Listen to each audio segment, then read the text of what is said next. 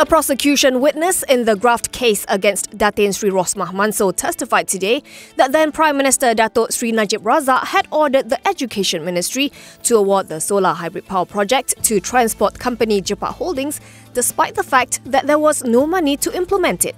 Former Education Minister Datuk Seri Matsir Khalid testified today that his ministry lacked the funds to roll out the 1.25 billion ringgit project, but he was compelled to issue the letter of acceptance as the directive came from the then Prime Minister and Finance Minister.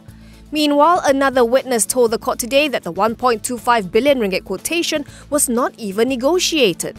MoF Deputy Sec-Gen of Treasury Management, Datuk Osman Semail said the value of the contract was fixed by Jepak from the start and was accepted by the Education Ministry without question and without going through the standard physical valuation. Since MoE lacked the funds, its then Sec-Gen Tan Sri Madinah Mohamad explained that her ministry had to request for an extra 461.7 million ringgit from the Treasury. Madinah, who took the stand earlier today, also said she did not understand why Najib gave further directions to hurry the project along without proper planning and consultation.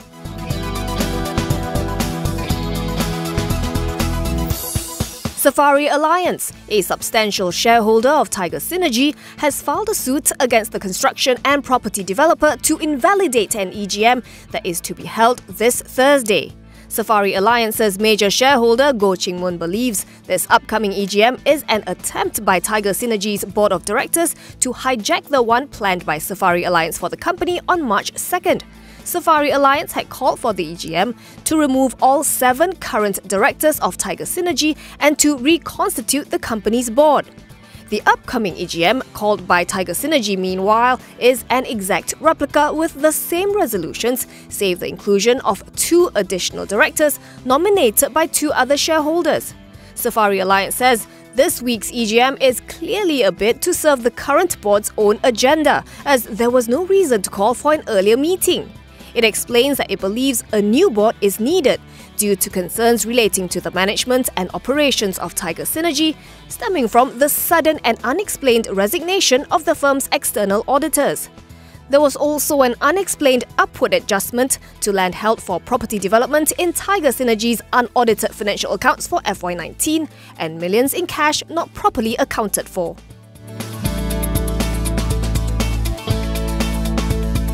Finance Minister Lim Guan Eng says Malaysia will be one of the first countries in the region to introduce an economic stimulus package to mitigate the economic effects of the COVID-19 outbreak. Lim told reporters this in response to criticism that Malaysia may not be moving as fast as its Asian neighbours in strengthening its economy with fiscal and monetary stimuli as the outbreak begins to affect the already weak economy.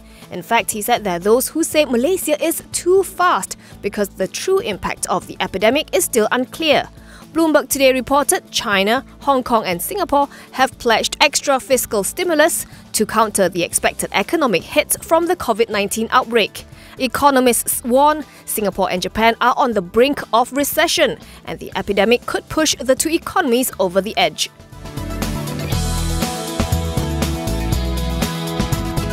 Everson Construction's subsidiary in India has bagged a second job from real estate developer DLF. The 330 million ringgit contract involves the construction of 2 commercial towers for the DLF Downtown IT Park project in Taramani in the southern city of Chennai. The towers are to be built using composite structures in fast-track mode and are to be completed in just 16 months. The new win brings Everson Construction's total contract wins to date to 653 million ringgit, bringing its order book to approximately 2.2 billion ringgit. Executive Chairman and Group MD Tan Sri A.K. Nathan says securing the contract was a breakthrough for Everson Construction in India. This is because it provides the opportunity to position the group for future contracts with DLF, India's largest real estate developer. Everson Construction's India operations contribute 14% of group revenue.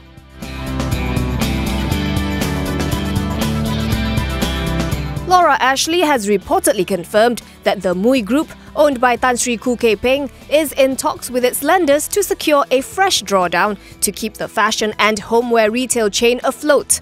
London-based business newspaper City AM reports that negotiations are ongoing about adjusting the rules to enable the struggling retailer to meet the group's immediate funding requirements and to draw down additional amounts to meet ongoing working capital needs. This follows a dispute between Laura Ashley and its lender Wells Fargo over the retailer's access to a £20 million funding line. The loan is asset-backed, and now that Laura Ashley's stock and customer deposit levels have fallen, the amount of funds it can draw has also shrunk. Should the talks fail, Laura Ashley reportedly said it will be considering all options, although it denied reports that MoE was planning an immediate cash injection into the group.